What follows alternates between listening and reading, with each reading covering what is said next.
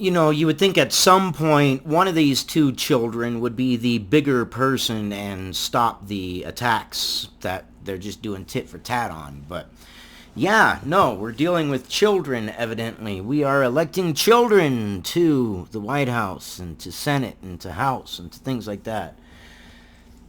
Stop. Just come on, stop. There's other things out there than attacking each other. Unbelievable, but they just can't stop. If Trump would stop attacking Pelosi, Pelosi would look like the total idiot. If Pelosi would stop attacking Trump, Trump would look like the complete and total idiot.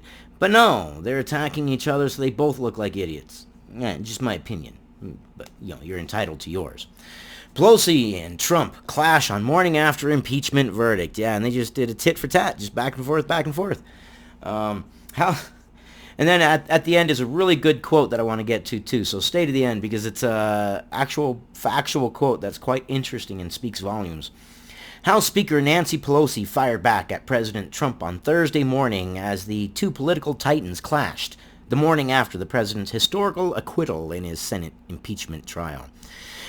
This phrase here speaks volumes. This really kind of seems like this was her whole plan at all the whole time, You're impeached forever, and you are never getting rid of that scar, Pelosi declared at a press conference, even as Trump is effectively on a series of victory laps.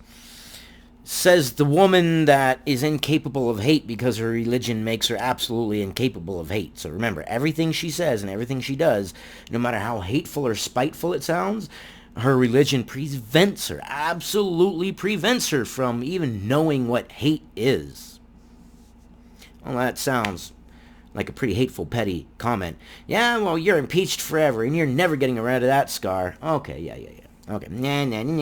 I know. Just American politics. What are we going to?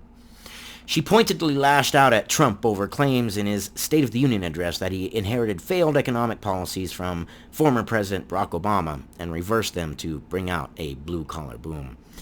And then she fired back, saying it was appalling for him to try to take credit for it, and it wasn't a mess that he inherited.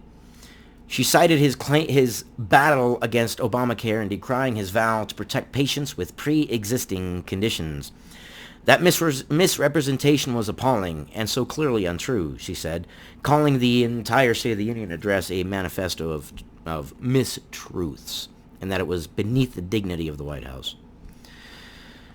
Oh, the remarks are the latest in a theatric tit-for-tat amid a seminal week that included Trump's acquittal on 2 impeachment articles, his defiant State of the Union address, and the messy Iowa caucus kicking off the Democratic race to take him on in November. That's right.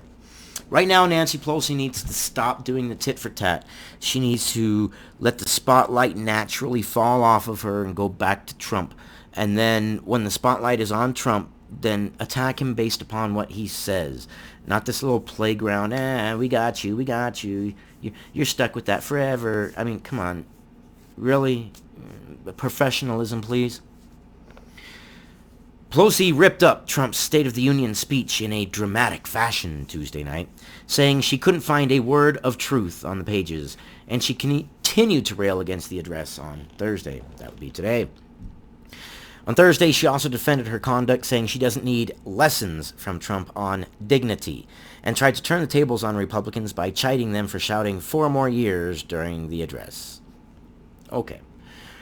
Unfortunately, Nancy Pelosi, what you did was not dignified. In fact, it was undignified. It was childish. It was not professional.